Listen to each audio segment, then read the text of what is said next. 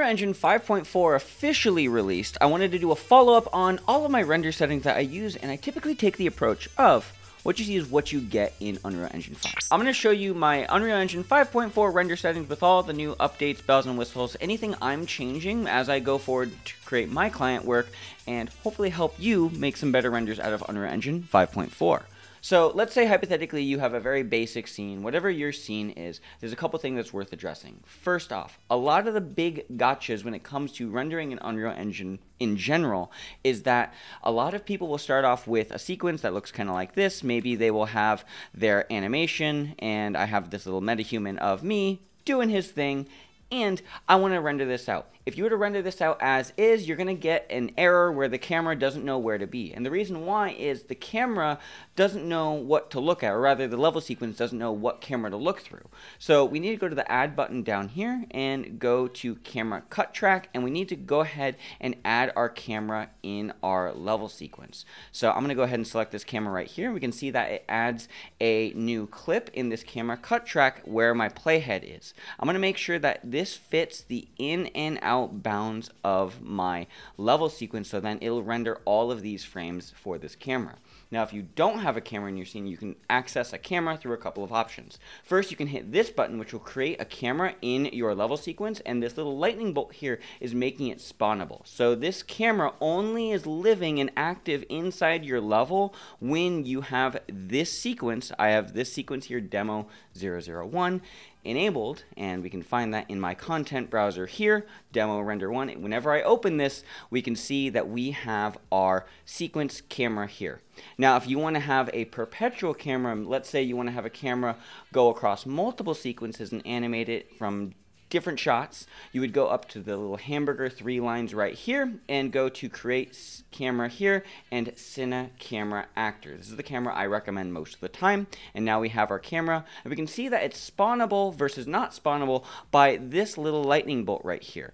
We can see in the outliner in the top right hand corner that this lightning bolt for camera 001 means it will be active with this sequence. We can see the sequencer right there, or this camera will live perpetually in the scene. So that's how you add a camera. Now, when it comes to rendering in Unreal Engine, we also need to make sure we set our in and out point. So for this mocap animation that I have, that I pulled from the very nice people over at Rococo, I don't want the start of the animation. Let's say I want to bring the animation to start at frame 96. So I will move my playhead to frame 96, right click and do set start time. And then I'm going to let this play out, and the animation ends right about there, and now I'm starting to run away, so we'll just end it at, say, frame 342, because as we play beyond, it's resetting the mocap. We're hitting the button to turn that on. So that's how you set up your level sequence to render in Unreal Engine 5.4. Now let's finally start talking about the render settings.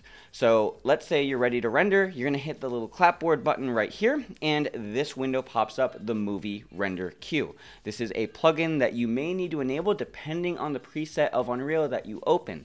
If you enable any of the game presets that starts an Unreal Engine project, you may not have the plugin enabled, so you go up to your settings, plugins, and type in movie render queue, and this plugin is enabled.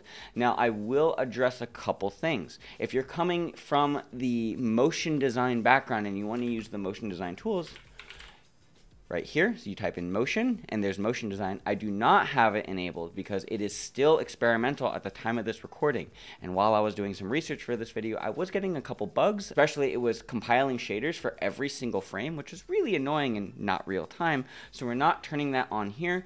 But if you need to do motion design, you turn on this plugin, and you need to make sure that you have the movie render queue on. Okay, so now we have our job, which is our demo render right here. This is our level sequence, and one thing that's also worth addressing is that you can address the level sequence on the right side of the movie render queue window here. So we are selecting our main sequence, and then we're also associating this level sequence with this level. So if I hit this little folder and magnifying glass button, we can navigate to where that level is in my project. And if I were to change this to another level, it would try and find actors in that scene. So again, if you're dealing with large projects with multiple shots, this is where you would access that information. Let's go into the settings now. We'll hit the unsaved config right here, and it's going to bring us our basic settings. Now, just so you know, Unreal is kind of magic, and we could very well go to our output right here, go to our output directory, we can hit the 3 dots, and we can save this somewhere on our computer. I'm just going to save this to the desktop, and we could hit the folder that we want, hit select folder, hit accept, and hit render, and it's going to open up on my other monitor. So it's going to go ahead, do its thing, and now we have a render going in pretty much real time. Now, if you are just getting started in Unreal, this is often a good starting point if you want to post something to social media or you just want to do a preview for your client. This is perfectly fine, and I do recommend this a lot when you're in previs or just posting something on socials, because no one's really going to be pixel peeping that much. But let's say you want to get the absolute most fidelity. So the second option that I do recommend, especially for motion designers, is we're going to go ahead and delete the JPEG sequence, and we need to go to our plus settings here, and we're going to add a PNG sequence instead. For some reason, motion designers like myself, we just prefer PNG sequences. It just makes us feel good inside. But you could very well use a JPEG sequence, doesn't matter, but the benefit about using a PNG sequence is that we have the ability to write an alpha channel, as in we can get a transparent background. If we didn't have anything in the background here, as in we were only using a skylight in our scene to light our scene and maybe some other lights, but the background was black, we could write alpha, but then we also have to go into this deferred rendering tab and hit the accumulator includes alpha. With that done, then we could render on an alpha channel. So all that said, we have our PNG sequence, and we could theoretically turn on an alpha, but we don't need to right now because we don't have an alpha channel. So we'll go to our settings again. We'll add some anti-aliasing. And this will help clean up motion blur or little artifacts in the scene that you typically get with just the fastest render from a JPEG. So with anti-aliasing for lumen and rendering with lumen, we need to make sure that we set the temporal count to just a little bit higher. 4 is often good. 8 is a good starting point. So I will always start with 8, but sometimes if I want somebody to go faster and I'm just impatient, I will set it to 4. I will override my anti-aliasing mode. I will set the anti-aliasing method to none, and I will turn on use camera cut warm-up frames and render warm-up frames. Now what that's doing is if I minimize my movie render queue for a second and I go to my sequencer, we can see that this clip for this camera extends beyond the in and out point. The reason why this is valuable is when we are using the movie render queue and we're rendering our warm-up frames and we're using our camera cut for warm-ups, if we have more complex things in our scene, maybe like foliage blowing in the wind, or you have some particle systems like Niagara, it will load it relative to the timing of our level sequence rather than just some arbitrary, we're just loading up the game engine. Like I said earlier, rendering in Unreal is kind of like just taking a screenshot of whatever the viewport sees, so we want to make sure that the timing of all of our special effects like grass or particles is relative to the timing of our sequence. So I always make sure I check these 2 boxes now, and I make sure that my camera cut extends beyond the bounds of my in and out point, just so I can make sure my timing matches for any special effects. So with all that out of the way, we could very well go ahead and render this, but another couple things I add with my PNG sequence renders is I will add a game overrides option, and for small scenes, this is going to help make sure that it's going to render the best quality possible out of Unreal. If you have a weaker graphics card, I will admit I am on 23090s right now, so I don't typically have issues, but if you're on a weaker graphics card like a 1080 or a 2080 or something, you may see a significant drop in your render speed or an increase in your render time, because it's basically turning on the most epic and best quality graphic settings for your render. Now, if you're doing a large landscape scene, this may actually crash your render, because it's basically going to be like, let's just spawn all the grass. And if you have 500 million blades of grass in your scene, it might just crash because it's trying to load 500 million blades of grass into your GPU. So game overrides should be used a little sparingly, and in my other videos I don't really mention this, but for small scenes this is typically a good thing to make sure that we're getting the best quality. For large scenes I'll make another video. Now on average I don't use console variables, but whenever I'm making a preset, which I do recommend, I will go up to my settings right here and add my console variables. And if we want to add console variables, we can go ahead and hit this button here, and in Unreal Engine 5.4 we have this preset option where we can create presets for all of our console variables. I'll make a tutorial on that very soon. With all that out of the way, let's go ahead and set a new output for our render. So I'm going to go to my desktop and I have this PNG sequence right here, and I will go ahead and set my output resolution to 1920 by 1080 and hit accept, and we can go ahead and hit the render button, and it's basically going to be the exact same thing. We are now rendering, but we can see that the warm-up frames is now only based on the camera cut, so this is going to reload the engine relative to the timing of our level sequence. So still, this is going pretty fast, even with 8 samples per frame, and it should clean up. Last thing I will address is that metahuman hair is sometimes a little finicky. If you do anything more than 12 samples, you might see some weird hair artifacts, so just something to consider. So with all this done, I'm going to let this render finish, and then we'll talk about my settings that I use for all of my commercial client projects. So with the JPEG sequence and PNG sequence out of the way, let's go into the clapboard and do the render settings that I use most of the time for a lot of my commercial stuff. So we're going to go into the movie render queue, hit the unsave config. We're going to go to our settings, and we're going to add anti-aliasing. We're going to add a color output. We're going to add an EXR sequence in 16-bit. We're going to delete the JPEG sequence. We're going to go ahead and add our console variables.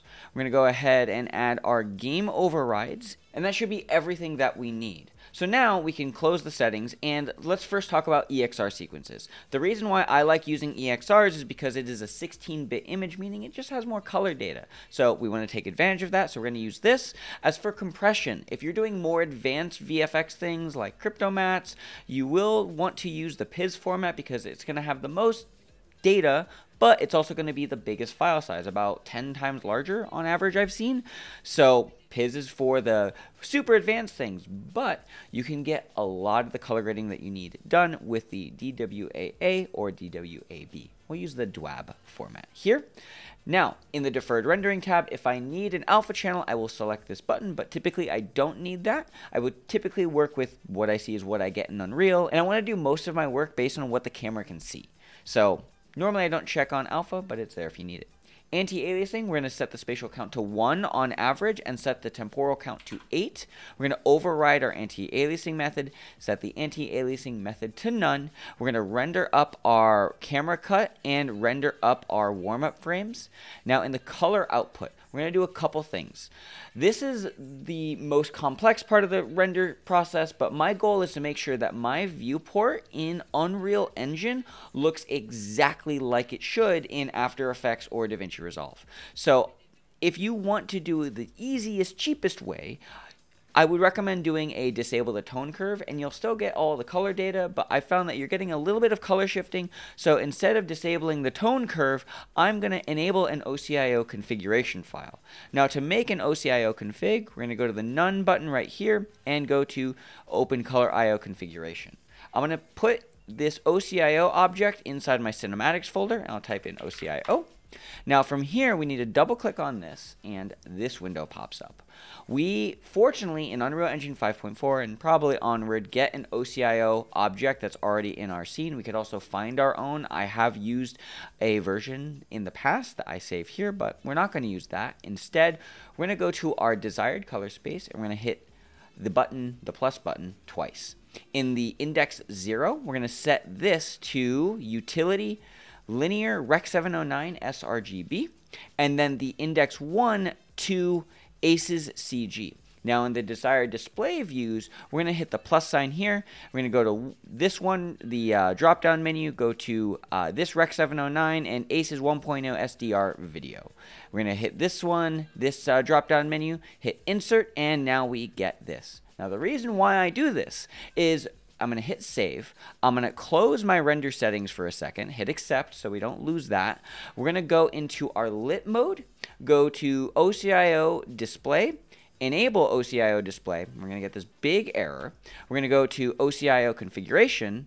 We're going to go to linear sRGB Rec 709, and we're going to go to this display mode. And it's going to get a little bit darker, but I will typically work in this mode because it's the best method I've found to not have any color shifting when I go into After Effects or DaVinci Resolve. So with all that done, we can go back to our render settings by hitting the clapboard, go to our unsaved config, and we we have our color output set, we need to go into our transform source, and we need to set this to linear rec 709.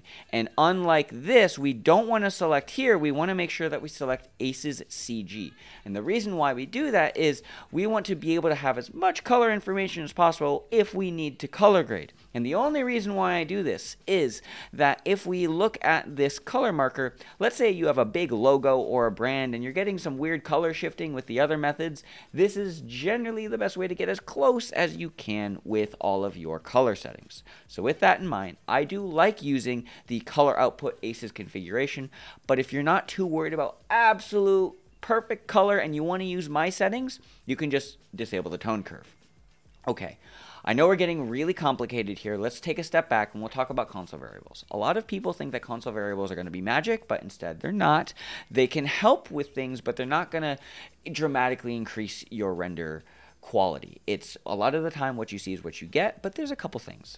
First, what I found to be the most helpful is we type in no caps is important, r.ScreenPercentage, and very conveniently in 5.3 and 5.4 we get this little would preview or what console variable do you want option, so we can go ahead and set this to 125, and I will do this as a 4K render because I just think 4K is going to look great, and it's still going to render in real time. This is basically taking 100% plus 25% more, so it's going to be a little bit bigger, but it's going to then compress those pixels down so we get even more detail inside our render. The second render setting that I use is I'm going to go into my text document where I save all of my console variables. And I have this text document here that I typically use for all of my renders, and I'll put this in the comment section down below. Now from here, I'm just going to go ahead and copy and paste the ones that I've found to be the most helpful for my renders. So I'll hit the plus sign. I will copy and paste that render or that console variable. I'll set the value to 4, and very conveniently in Unreal Engine 5.4, it will give us how big of a value we can get for each of these console variables. I'll hit the plus sign again, and I'll do the rest of my console variables now. Now when it comes to console variables, your casing is very important, so make sure you use the little preview that drops down whenever you're adding your console variable stuff. Now we have our game overrides here, and game overrides is basically setting the graphics quality of your render to be as best as possible. If we go ahead and close this for a second, we go up to our settings and we go up to our engine scalability. We can see here that I'm using the cinematic options, but if you're on a less powerful computer, it might be defaulting to something a little bit lower. What the game overrides render settings does is it will basically force the cinematic settings. So if you have a slightly less powerful graphics card, it may slow down your render significantly, but it should help the quality. Now I can't say it won't crash your computer, so you have to understand that sometimes Unreal isn't magic. Hardware can be a limitation with rendering. All that being said, I do add my game overrides and I am getting ready to render. Now in my output resolution, I'm going to set this to 3840 by 2160, and then I can go ahead and render this out as is. A thing that's also worth addressing is if you want to add a custom name to this, you can go ahead and add a dot after this right bracket here and type in final render, and then that's going to add it into the file name of your image sequence. So we can go ahead and hit accept, and we could go ahead and hit render. But before I do that, I need to cover a couple things in Unreal Engine 5.4. The first thing I really do recommend you do 99% of the time for all of your renders in Unreal is to add a post-process volume into your scene. And if you don't have that, you go up to your Place Actors panel here, or the Quickly Add to Projects menu, go down to Visual Effects and Post-Process Volume. You can also type Post in any of the search bars there. We'll add a Post-Process Volume. Now we have a new one, and it's there.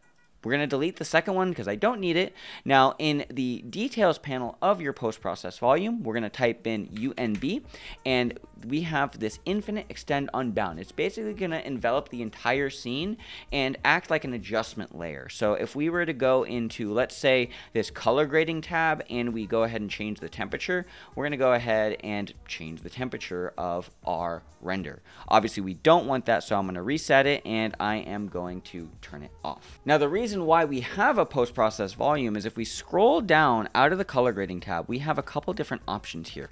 We have our global illumination and we have our reflections, and we also have our translucency settings. So if we don't have a post-process volume, we're not going to brute force lumen to be in the scene, and we have our lumen global illumination settings here, and I will just turn them up and change these sliders. We're not going to cover every single slider today, but it is worth diving in if you're getting some weird issues. Global illumination is your light bouncing in your scene, and reflections is obviously your reflections in your scene. Now let's go ahead and jump into the modeling mode really quick. I'm going to go ahead and add a sphere.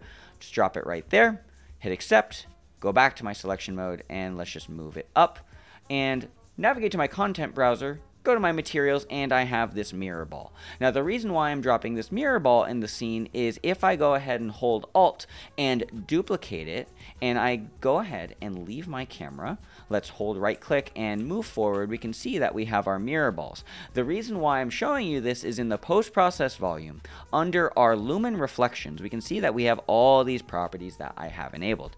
Let's go ahead and turn them off really quick just to show you a little bit about the most important parts of this, and we can see that after we turn off this max reflections bounces checkbox, some of these mirror balls turn black, which is obviously not what we want.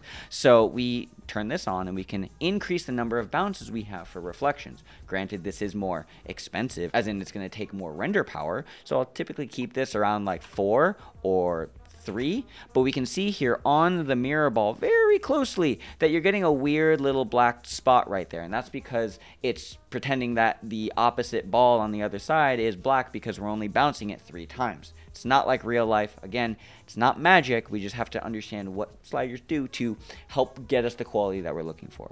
I will set this to 8 because it doesn't actually affect my renders that much on my computer, but it might affect yours. Now, another thing that's worth addressing is that the ray lighting mode, on average, is set to project default, but let's go ahead and set it to hit lighting for reflections. I've been told by some people that this is the more high quality option, so I just do it, and I've not found any major issues thus far. In general, I would turn on all this stuff and make sure that everything is maxed out for my reflections. Last thing is if we hold right click, zoom out, let's select this mirror ball again, hold Alt, drag up, and we have a new mirror ball. We're going to go back into our content browser, and I have this glass material right here. I'm going to drop it on. We can see that, hey, look, it's kind of glass. It's doing a weird refraction thing over there, but in the post-process volume over here, if we scroll all the way down to our translucency settings, we have 2 options. We have this type, and we have raster, which is the default, and then we have ray tracing. And ray tracing, in theory, is going to look better, and we're going to get more detail inside our translucency, but there's going to be some issues depending on what you're rendering. So this mirror ball does end up looking a little bit better as we look through the refraction, but especially with metahumans, if we fly down to my face, we can see that I'm a demon now. And that is because there is certainly some translucency on the eyeballs of this metahuman. So if I set this translucency back to raster, we're fixed. So again, you need to decide in your scene and your render under your post-process volume what is going to give you the best look and best results before you hit the render button. Okay, that being said, let's go back to our sequence. Let's go ahead and delete these spheres. We do not need them anymore. And what we are going to do is hit the render button. But the last thing we do before we go ahead and hit render is we're going to go up to the 3 lines in the top left-hand corner of my viewport and do a high-resolution screenshot. And we're going to set this to 2, and the only reason why I'm doing this is just for proof of render quality down the line. So let's go ahead and hit capture. It's going to save a render down here inside this folder in the lower right hand corner. I'm going to make sure that's open, and now I'm going to go ahead and save my super awesome render settings. I'm going to set my output directory. I'm going to set this to my desktop, and we can go ahead and render this out. Select folder and hit accept. And before we hit render, I do actually want to rewind one more time, go to our unsaved config under the render settings, and we can save this as a preset. So this is going to be project specific, so this renders will only be inside this project, but I can hit save preset as. I will make sure it's in my cinematics folder, and I'll call this Jags underscore render settings underscore exr underscore 1/8. That's just what I do to know how many samples this is, and include CVars. And that just tells me I'm using console variables inside these render settings. You can name this whatever you want. And I will just hit save and hit accept. last thing. I will go to my content browser, and I will go to my content, go to my cinematics, right click on this movie render queue option, or this movie render preset, go to Show and Explorer, and I can find my render settings right here. I can see that it's a UE asset, but I could save this somewhere on my computer and then drop it into other projects later. I'll cover how to do that in another tutorial. Okay, I know we're covering a lot of stuff, but there's been a lot of gotchas on my YouTube channel that people have been commenting on, so I want to make sure I cover everything. Let's go ahead and hit render. This is going to take longer because we are using a 4K render in this scene. All that being said, I'm going to let this render, and let's jump over into After Effects and DaVinci Resolve and get this ready for posting on the internet.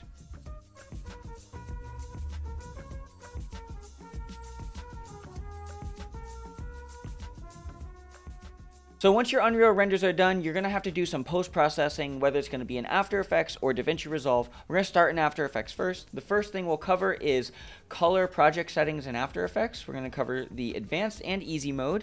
So for the easy mode, the default for most After Effects projects is Adobe Color Manage, and it might be set to 8-bit per channel for your project, but set it to 32 and use the Assume Working Camera, either sRGB or Rec. 709. If you're doing more video stuff, I recommend using Rec. 709, but if you're doing more like motion graphics-y, vector art stuff, then I do recommend sRGB. Either way, let's go ahead and set that, and hey look, these renders look pretty good, and if I turn off my PNG sequence in the top, they look pretty close. The only difference in color shift is that we're adding more samples in the PNG render, so we're getting a little bit of a difference there. Now, I did render out 2 screenshots from my Unreal Engine viewport, so I have this Unreal default, which is the default Unreal Engine color space, and if I go ahead and drop this over the top, we can see that it is pretty much an identical match. There's maybe a slight bit of color shifting, and we can see that by changing the blending mode of the top image to difference, and anything that's black is going to be a matching pixel. So we can see that there's obviously some little bit of color shifting, and the reason why is the viewport screenshot is a smaller resolution render relative to the JPEG and PNG sequences, but all things considered, this is super close, so I'm happy with that. Now, let's say you want to do the more advanced method. What you'll do is you'll click on the 32 bits per channel option here. You're going to set the color engine to OCIO Color Managed. It's going to give you this warning. Just say, okay, we're going to deal with this. The new working color space is going to be ACES CG. So I have this EXR sequence right here. I'm going to go ahead and click and drag this into a new comp. We can see that, hey, look, here's our image sequence. It may not look like this right out of the gate, so what you do have to do is hit Control-Alt-G with your image sequence selected in your After Effects project window, and you're going to get this option. We're going to go to Color, and we need to make sure that the Override Media Color Space is set to ACES CG. By default, it will be this, and that's technically not correct, but again, technically not correct, and does it look good? Sometimes you can get away with the does it look good enough. All that being said, let's do it right. ACES CG. And then what we need to do is make sure that this matches our Unreal Engine viewport. So we have this frame right here, and this looks pretty close, but the best way to check it is the reason why we made that viewport screenshot. So I have this Rec. 709 PNG that I exported. Let's drag this on top. Let's go back to the beginning frame, Control-Alt-F to scale that image up, and like I said, if we set this blend mode to difference, we can see that it's pretty close. Now the difference between this PNG on the top and this EXR sequence down here is we're rendering in a ACES format, which is a much wider color space, and this color pip down here is the green, yellow. I'm colorblind, I can't really tell, but we can see that there's a bit of color shifting there. That's a little different. This PNG on the top is a much smaller color space, so I'm assuming that difference is purely because ACES has more greens and oranges in that color space. All that being said, most of these others are pretty close, if not on point, so I'm happy with this. So if you want to do the more advanced method that I typically do for my work, I will typically do the After Effects OCIO Color Manage workflow. Once that's done, when you want to render out of After Effects, if you're using the OCIO config stuff, you're going to hit Control-M, and in your output, you need to make sure that under the output module, color, you make sure that you set the output to either Rec. 709 or sRGB if you're rendering out of After Effects and you want to post something on the internet. Oh, come on. Do you mind? Last thing that's worth addressing in After Effects is we have this no tone curve option. So if you do change your color output settings to disable the tone curve instead of using the ACES stuff like I'm saying, then what you want to do is go into After Effects, take your no tone curve option, drop it into a new comp. Let's make sure that we interpret this footage correctly by changing the color output. So we'll Control Alt G on this footage, or you can right click, go to Interpret and Main right here, go to Color, and make sure that this override color space is set to linear, utility linear sRGB, like so. Now we have this render and it looks pretty good. We can compare it to the Rec. 709 render that we did just a moment ago.